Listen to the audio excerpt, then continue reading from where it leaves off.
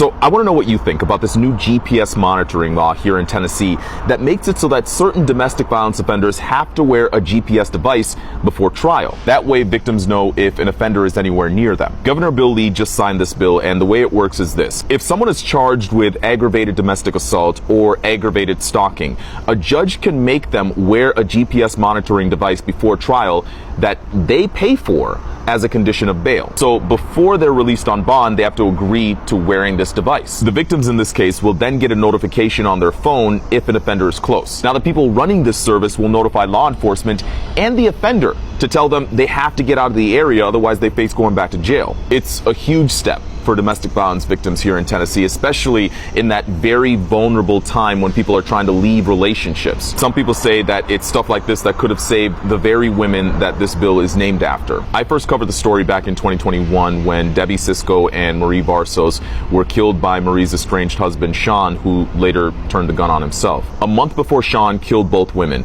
he strangled Marie in their home. You aren't letting me in our house. Stop. Fine. I'm calling the cops still.